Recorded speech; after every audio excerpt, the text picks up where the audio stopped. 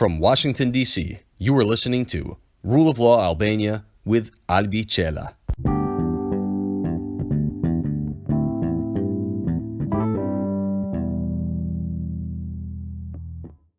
Hello everyone and welcome to this third episode of Rule of Law Albania. I am your host, Albi Cela, and in this episode my guest is Pedro Pizano, which is a friend, a colleague, and I could even say a mentor of mine. He currently is the Northwestern McCain Public Interest Legal Fellow at the McCain Institute for International Leadership here in Washington, D.C. Pedro is a critic, a human rights advocate, and he has a particular interest on international human rights law, transnational justice, and the rule of law. His opinions and bylines have appeared in some of the most prestigious press outlets, such as The Economist, Forbes, and the BBC.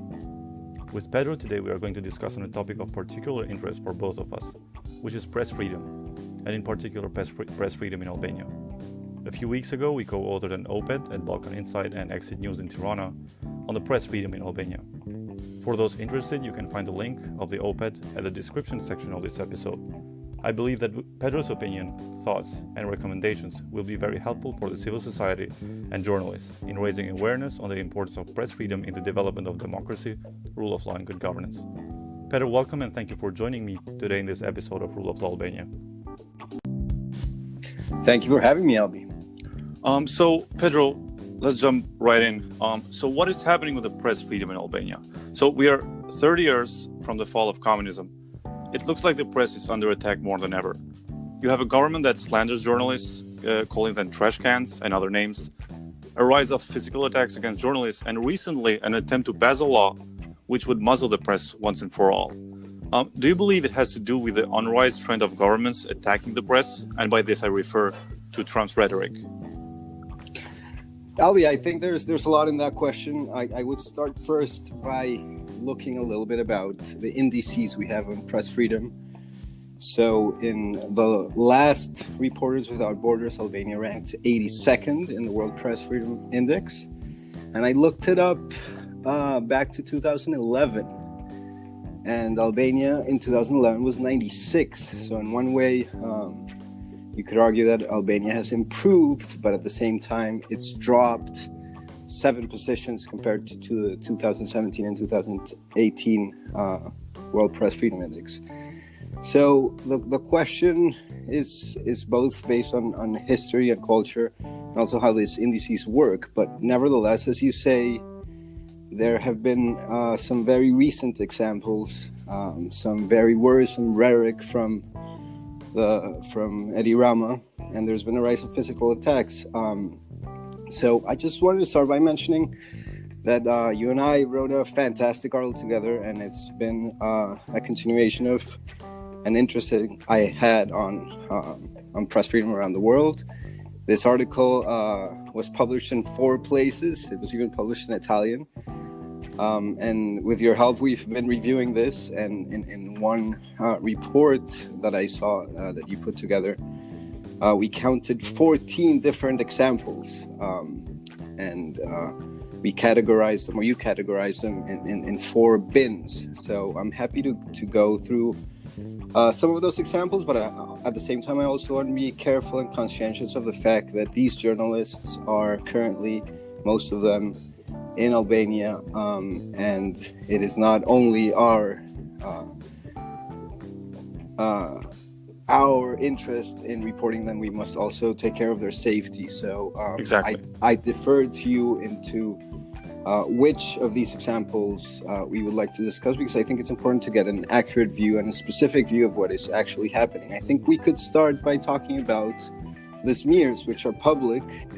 And as you said, Edi Rama called the media garbage bins. And so this, as you say, it's part of this populist rhetoric that's around the world, coming from Trump and others. But it's not only on the right, it's also on the left.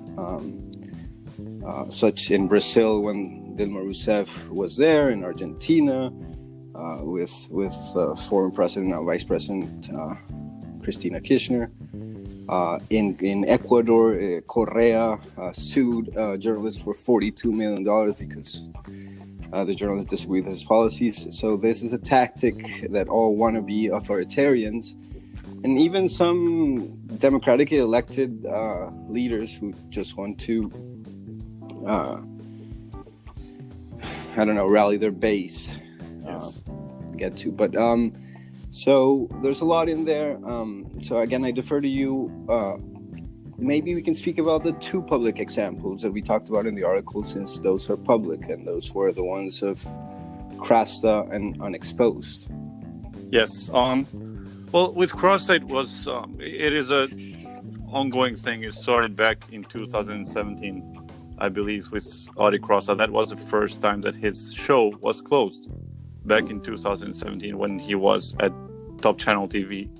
Right. So he was fired and his TV show was closed without any warning, Right. by his supervisors. And then he moved on to another TV channel where he kept, let's say, attacking the government.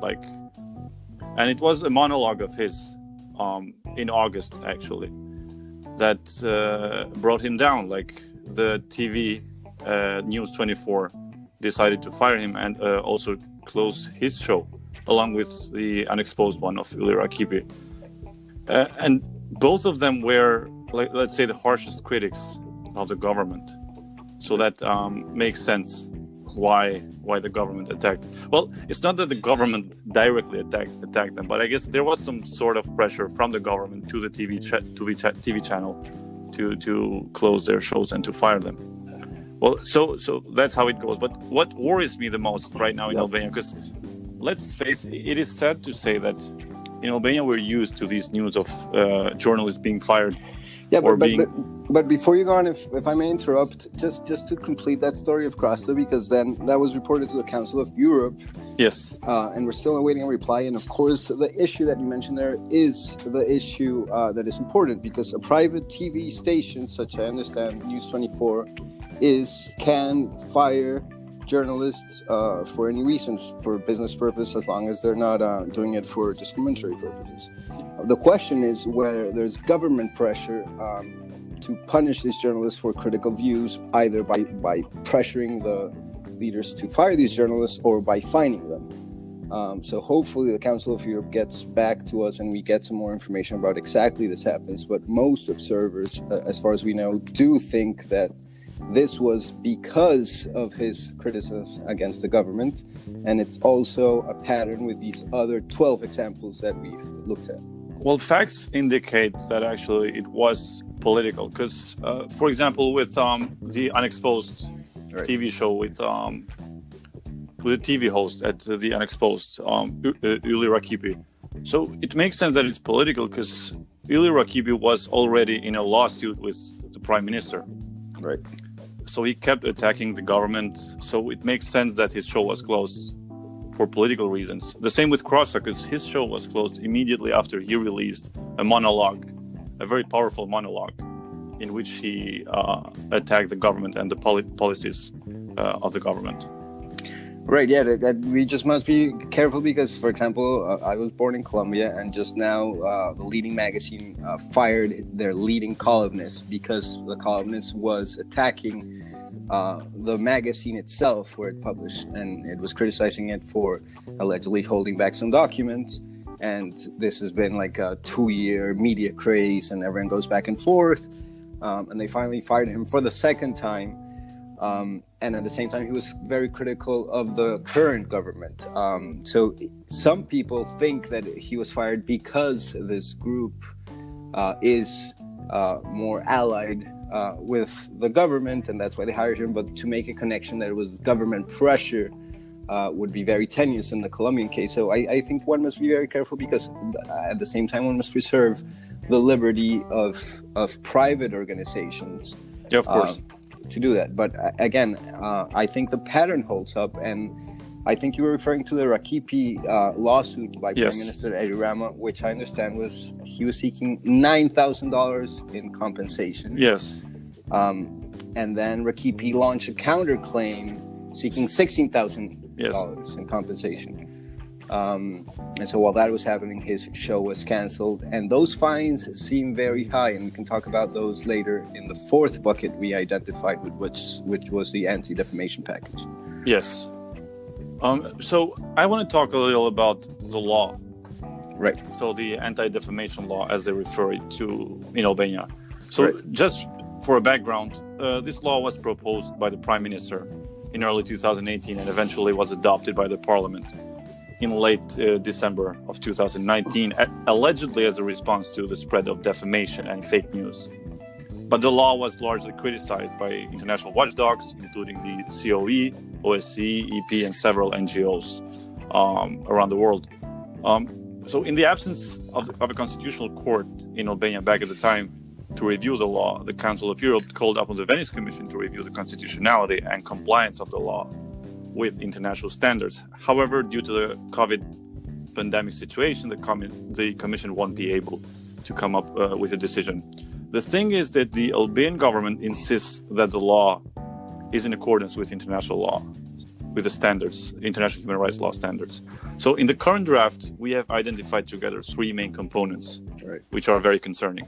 So first is the fact that the regulatory body is elected by the parliament, opening it to political influence. Second, that the law is quite vague on some parts. And third, that the fines imposed by the law are excessive and not proportionate. And let's not forget the fact that an interested party can also file a lawsuit against a journalist under the criminal code for defamation, which means it would be a double punishment for a press outlet or a journalist. So speaking in terms of international press freedom standards, what is wrong with these elements? So there's at least 3 standards and maybe 5 depending on how you count them. So the 3 would be the American standard, the European standard, and the former Soviet Union standard, which made its way into a lot of international instruments.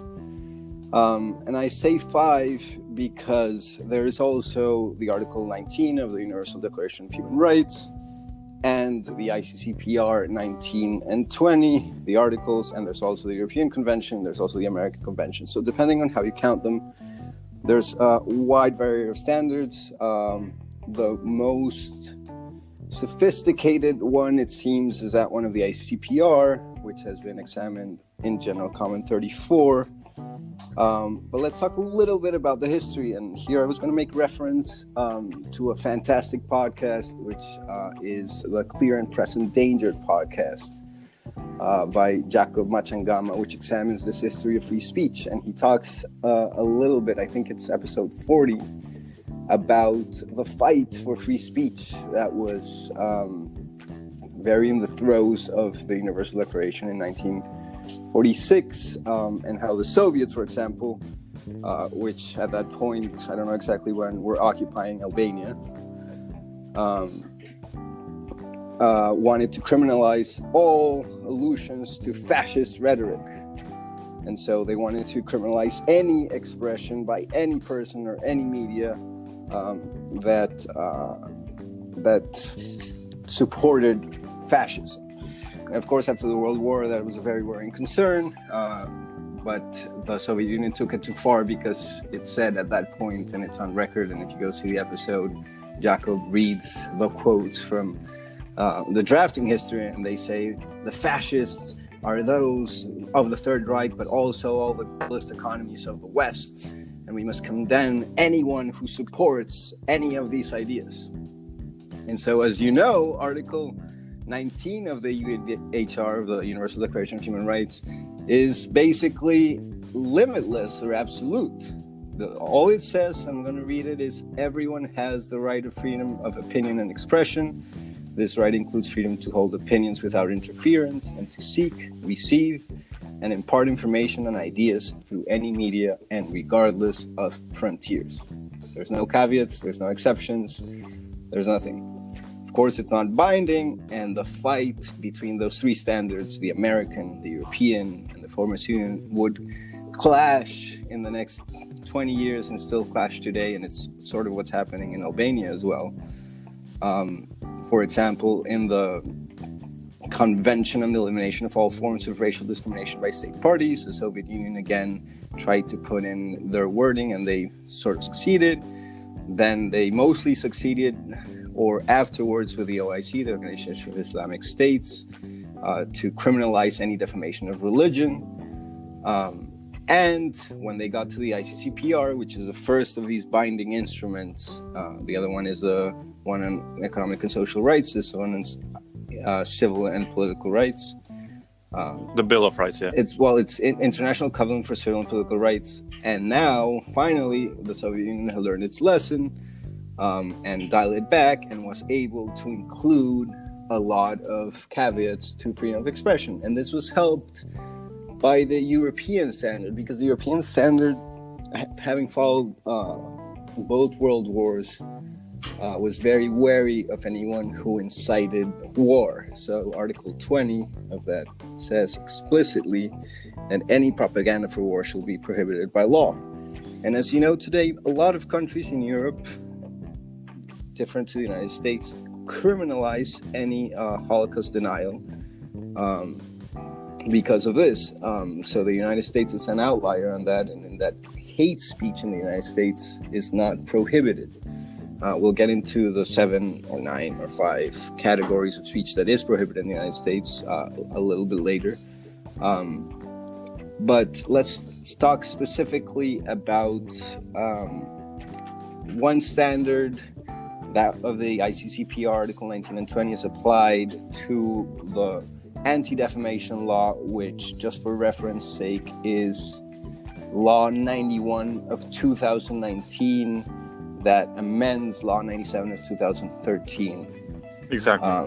And that establishes the 3 things that you said, or the 3 things we found that were worrisome: the vagueness of its standard, the unelected or the unaccountable body that decides, and the exorbitant fines. So, So before you jump in, let me just give some feedback on these 3 elements to why they are concerning for us. So with regard to AMA, which is the Albanian Media Authority, so the members of the AMA are directly elected by the parliament, which right now can decide on any matter with the sole votes of the ruling party, who currently has 70% of the seats in the parliament. That's what makes it to worry about. So this increases the risk of AMA being influenced by the government. Well, the decision of the AMA can be overruled by a court of law, according to the latest changes in the law, because the OSCE pushed to the government. However, the decision of the AMA would still be enforced until the court would render a final decision. And this could take months or even years, considering the situation of the judiciary in Albania, as we have talked about it. So with regard to the vagueness, in particular in Article 33 of the law, it provides that the press should announce and present information in a genuine, impartial, and objective way. Well, these are really vague terms. Like, how can one say that what is genuine, what is impartial, and what is objective, especially a state agency? That's what worries us. Yeah, and on top of that, the fines, right? Because that AMA can also impose fines that are very exorbitant. So we made the calculation in the article that we published together, and they would range in dollars from $900 to $18,000, and we compare that to the average monthly wage in Albania, which is only $463. So the fines would be exorbitant and would muscle the media by publishing anything, and this is the problem, right? Anything that this commission decides is not genuine, impartial, or objective. Yes. And that's a bigger point of freedom of expression, which is who gets to decide what is genuine, impartial, and objective. The United States has, in some ways, through the First Amendment, figured that no one is worthy or even wise enough to decide what is good news or fake news or truth or true or false or genuine, impartial, and objective. And so they have elected. Exactly. I mean, what is objective for you is not objective for me. So who can decide on that? Right. And so the United States has developed a free speech jurisprudence, which is very different from the rest of the world. And we can talk about that now or later. But it's definitely worrisome because it would imply that this commission, which let's not get too carried out because one thing that worries me as well. I wanted to say that in the United States, there's also a Federal Communication Commissions, right, which is also elected in some way, and they decide, like for example, that you can't use bad words in TV broadcasting, right?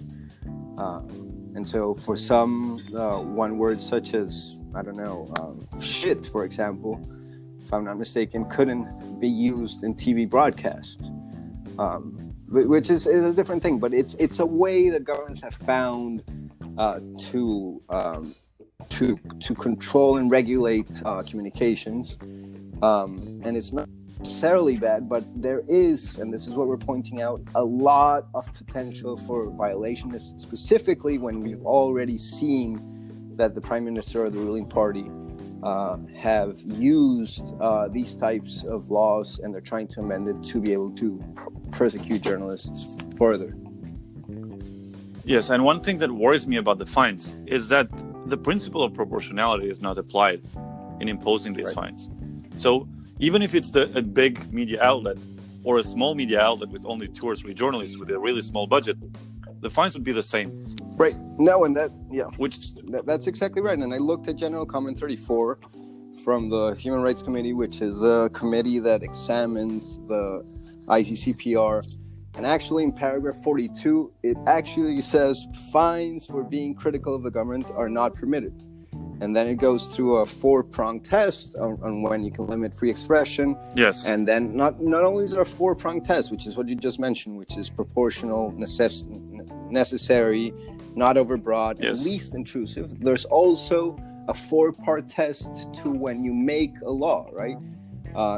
The rationale for making a law limits freedom of expression has to be demonstrated in a specific and individualized fashion, and it has to have a direct and immediate connection, which what you're doing, you're seeking to do. And so the law doesn't seem to meet, from what I read in the translation that you did, a specific and individualized fashion and a direct and immediate connection to the harm that is being alleged. Right? It only says broadly not to violate the dignity of freedom. Well, especially when the law is supposed to tackle fake news and disinformation, which it definitely does. It doesn't, as far as we see in the law. Exactly. So it definitely goes against paragraph 42 of comment 34, and the 4 rationales are not demonstrated completely. And we're not seeing the legitimate purpose, and it seems overbroad. The fines are not applied proportional, and it doesn't seem to be the least intrusive way to regulate fake news. So, as you said at the beginning, it's now under review by the Venice Commission. Hopefully, it would be under review of the Constitutional Court of Albania, which is another story, and hopefully that's up and running soon. But it is very worrisome, and I was very happy to work with you and learn so much about Albania, about publishing this article, and hopefully moving the needle a little bit of why this is so worrisome. Yes, exactly. So, Pedro, okay, we can understand that the law, it's not good, and what's the purpose of that law. But what is very concerning, at least for me, is the fact that many people back in Albania seem to be supportive of the government's initiative to pass this law. So in their heads, the press is a wrongdoer. And I believe this comes from disinformation and lack of knowledge on the subject matter. But could you elaborate on the threat that these policies pose, long-term speaking, not only to the press, but also to the rule of law and democracy of a country? Yeah, it's a difficult question, because in some ways, sometimes the press is either negligent or it's very tied to political power, right? And so we cannot absolve the press of any wrongdoing, but the question is when it has gone too far, right? And of course, the principle still holds that no one is wise enough to know exactly when it goes too far.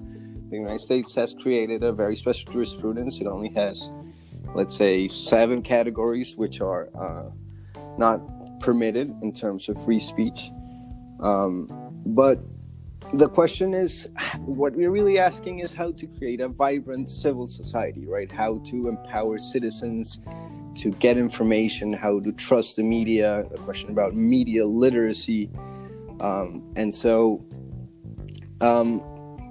in some ways, hopefully, this is rebirth of that civil society which holds the government to account, and it realizes that to hold the government to account, they must have a free press, and to have a free press, they cannot permit the government with an unelected commission to impose disproportionate fines on journalists. So long-term speaking, this will always be the fight. This will never end, right? Today, there are many lawsuits against Trump. There's lawsuits against journalists in the United States all the time. One recent example, which is very worrisome, but also really interesting, is the one about Gawker, which was backed by a billionaire, Peter Thiel. And they bankrupted Gawker for publishing what some considered to be in the public interest, but it was a private video. It was related to Hulk, the wrestler.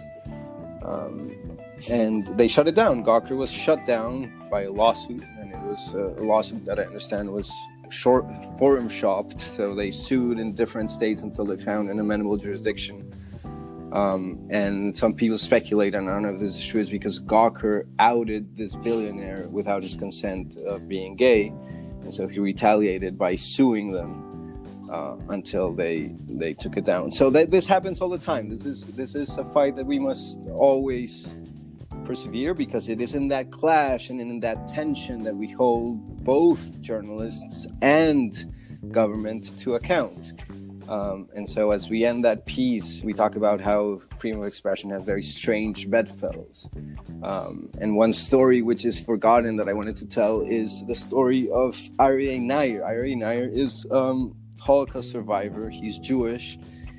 He rose to fame by being the head of the ACLU director. And there's this famous story which is not replicated anymore. People forget. There was a neo-Nazi march planned in Skokie, Illinois. And it was allegedly planned in Skokie, Illinois, because Skokie had the highest concentration of Jewish Holocaust survivors. And the neo-Nazi party of the United States wanted to march through the town with swastikas and weapons as a sign of intimidation. And Aryeh Nair, who was a Holocaust survivor himself, he was Jewish, he said, you know, as long as they don't incite violence or create violence, I'm going to march with them to ensure that they don't incite violence, because I think their right to march and protest peacefully is a right that makes, to unfortunate turn of phrase, America great. But he did that, and he was very lauded, and he went on to become the president of the Open Societies Foundation. He's still alive. He's one of the eminences of the human rights movement. That distinction, that you support the rights of the people you most disagree with, as long as they're not violence, is missing, right? And all this story is to respond to your question about how to create a vibrant civil society, and it comes with a culture, right? It becomes with a way of thinking about people who hold different views. And I listened to your first episode, which is very enlightening, because Daniel talked about how there's such a great respect for others in Albania, but at the same time, people are very stubborn. Yes. But that seems to be the perfect place, right, to create a vibrant free speech culture. And so hopefully people can realize what happens with these laws.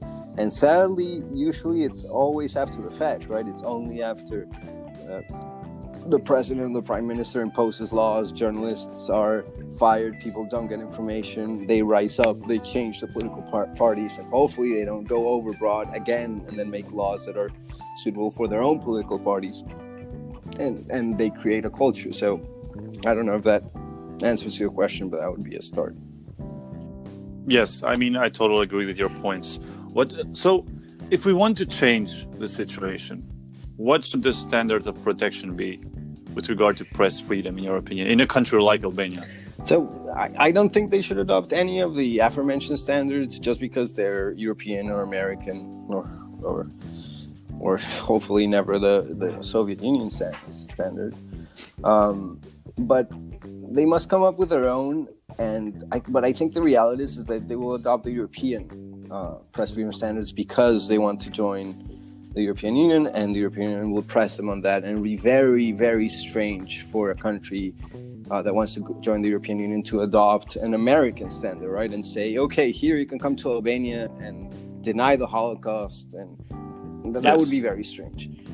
So I think they will adopt an European press film standard. And if you allow me just a little tangent to talk about the European film standard, because I don't think it's perfect. So there's just two cases that I wanted to bring up from the European Court of Human Rights, which have this famous margin of appreciation. And so in one case in Turkey, where a young student wanted to wear a headscarf to an exam and she was banned from doing so, she sued the government and went all the way to the European Court of Human Rights.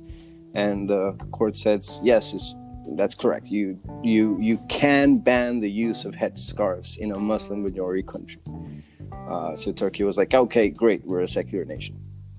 Then in Switzerland, which is not a Muslim majority country, there were two girls who were forced to take mandatory swimming lessons with boys. And in the Muslim religion, young girls are not permitted to mingle without covering and in the swimming pool. So the parents refused to take their young girls to this mandatory swimming lessons from the Swiss government. They were fined. I think it was like 1,000 or 2,000 francs, which you can argue if it's exorbitant or not. The parents sued. It went all the way to the European Convention. They sued with the European Convention, went all the way up to the European Court of Human Rights, and the European Court of Human Rights says, yes, that is correct. You can be forced to take off, not the burqa. So it's a very strange thing, right? But at the same time, it provides that margin of appreciation, which in some ways is very valuable for countries to decide by themselves within some limits what freedom of expression standards they want to use. But it's when freedom of expression bleeds into freedom of religion, it's just complicated.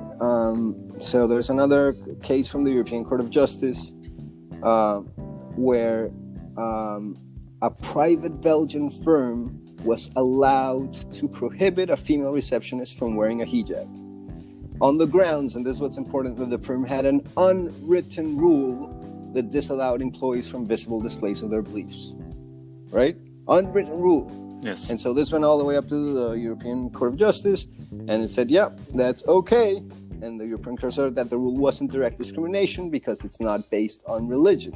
But that sounds very strange to an American. It is strange. It sounds very strange from an American, because an American court would ask where if the rule was written, if it was invented to ban the hijab, and if it was, or if it was just a veiled attempt to ban the hijab, which most people suspect these things are, right? People say like, oh no, yes, religious things, but people know that it's about Muslims, so that makes it religious discrimination. And it would only have allowed such a ban if it was part of a bona fide occupational qualification for the job, which would only be the case, and I'm citing here to Noah Feldman, who wrote about it in Bloomberg, it would only be the case for a hair model, right? That's it. Yeah. Exactly. So, to get back to what standard Albania should use, I think it should develop its own standard. I think it has very particular considerations, as any country. And as you know, laws, even if they're written in the best manner possible, they're still abused.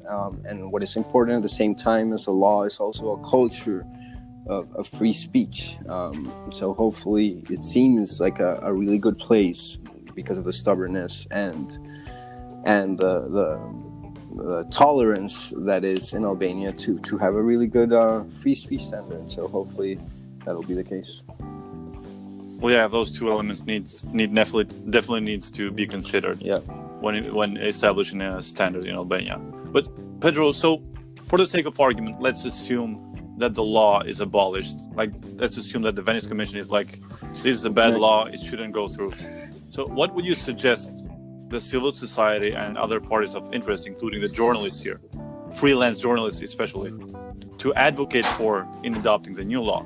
Because the government at one point will have to adapt a new law, and at that point the civil society will jump in to make sure that the government stays within the framework, within the suggestions of the Venice Commission. So what should they ask for? Yeah, well, that's an issue that's been debated all around the world. It seems to be sadly in the hands of private companies like Facebook and Twitter to decide what is fake news and not, which seems to be the pressing issue. But also, I think, just to get back to the American standard, there's one law, right, in the United States, the First Amendment, and it only says Congress shall make no law abridging the freedom of the press.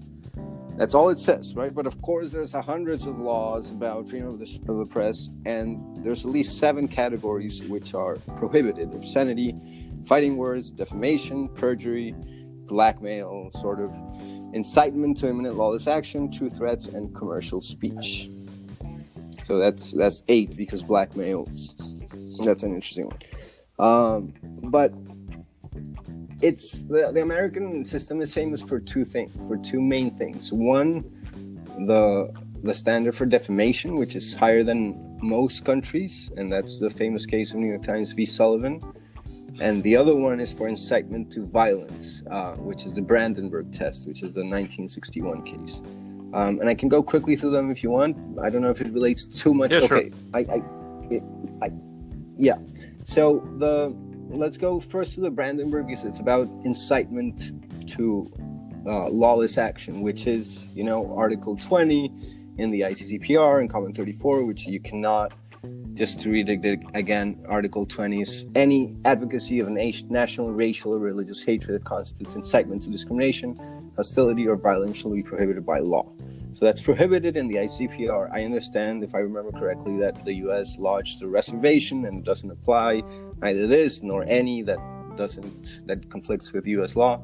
But that case is a very interesting case because it's a horrible set of facts. It was the members of the KKK, which is this famous white supremacist, racist and terrorist organization, that in this case in 1965 was holding a rally in an open field far away from everyone, where they burned a cross, which was a sign of racial incitement, and they make a speech famously calling for revengeance, which of course is not correct. It's revenge or vengeance, but they call it revengeance against African Americans.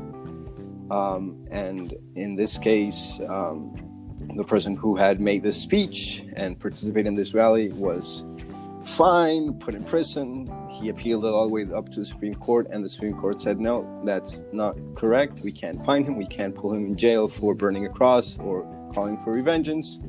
What we're going to do is create a new test, which is called the Brandenburg test, in which you both have to direct to incite or producing imminent lawless action.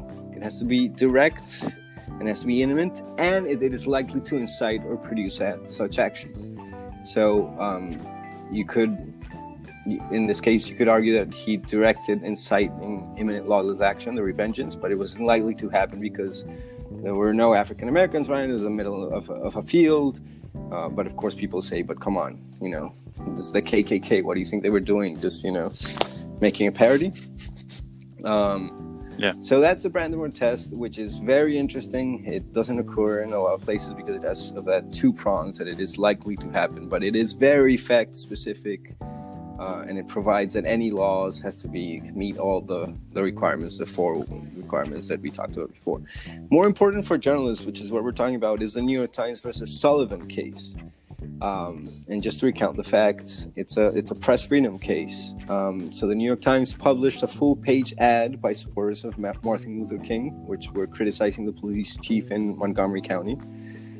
It was not vetted by the New York Times. It was published by the supporters of Martin Luther King. And the Montgomery chief sued. He's like, you're defaming me. This is not true. And what is interesting is that there were at least 3 false assertions in the ad. Right? And the supporters weren't sued. It was the New York Times which had published it. So the 3 false things were the number of times that Dr. King had been arrested, what song the protesters had sung, and whether or not the students had been expelled for participating. That was fake news. The New York Times was sued, and the Montgomery police chief, which was identified by name, said it was defaming him because he was responsible for controlling the protests. and he won all the way until it went up to the Supreme Court.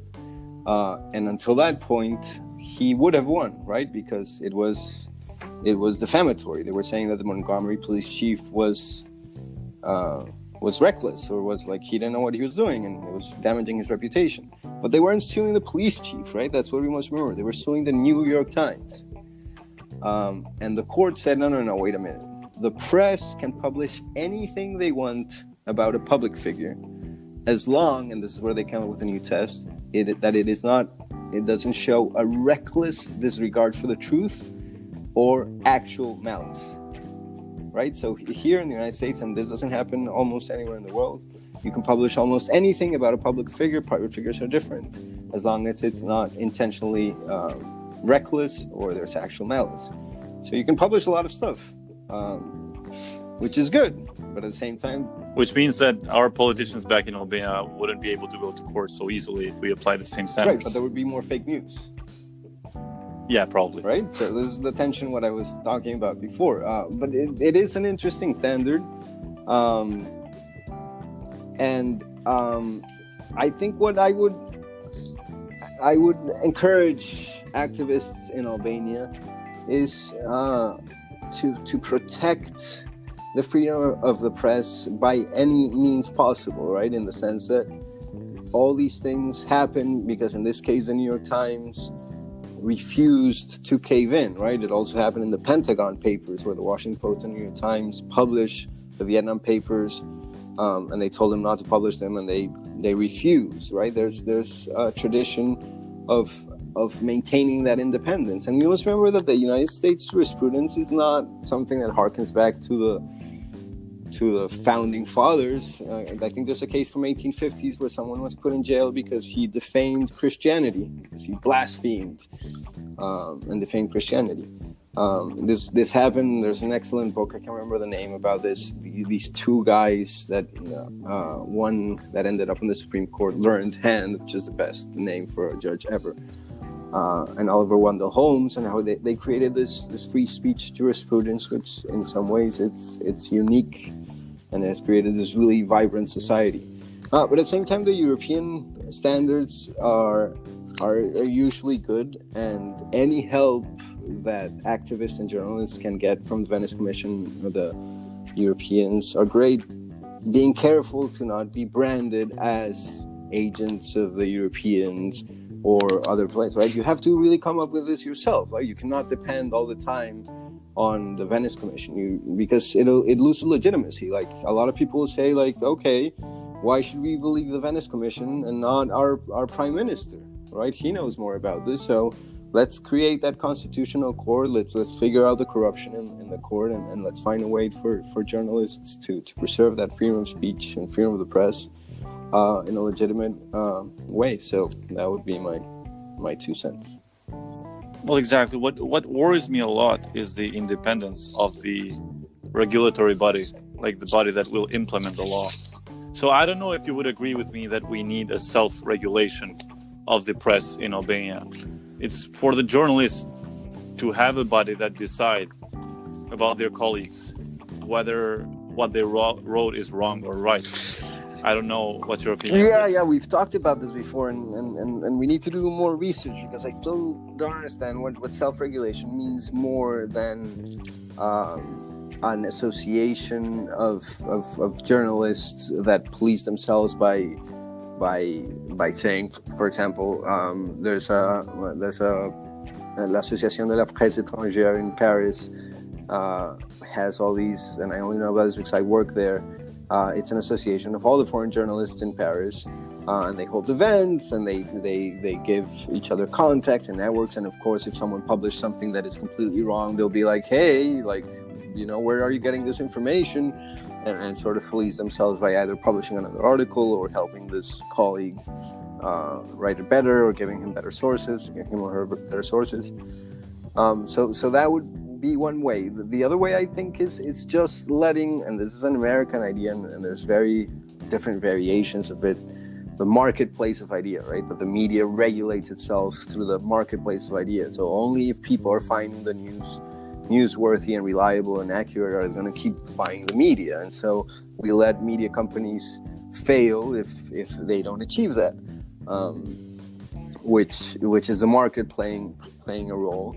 But of course it can be manipulated. But I don't know exactly what to say about self-regulation. I think, of course, there must be self-regulation. I think freedom of speech is both a responsibility and a right, but one must be very careful, because one can also imagine that this body of journalists could also decide what is good or not. And so it happens a lot in countries in the Islamic countries, where there's this case of Raif al-Badawi, who published a manuscript about liberalizing Saudi Arabia, and of course this was the crown. It's an absolute monarchy, it's despotic, it's terrible, and they put in prison, lashes, I think 1,000 lashes.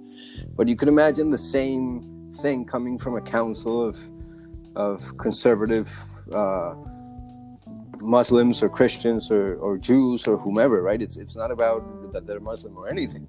Saying, oh, no, in this society, we think that, I don't know, that anyone who says anything about the coronavirus shutdown has to be imprisoned. And so no one can be like, hey, I know all this discussion right now going on about lockdowns and until when are they necessary? Like, if no one can diverge from the consensus because a committee says so, then you don't have free speech, actually, right? So John Stuart Mill used to say that freedom of speech is not only for the one who speaks, but also for the one who listens. Because if you're deprived of even one view, you're not getting the full picture. And so he faithfully said that if everyone agreed but one, we should still hear that one, because maybe we wouldn't be right. We wouldn't know we were correct if we didn't listen to that one. So, yeah. Well, yeah, that actually is a great point of view if you think about it.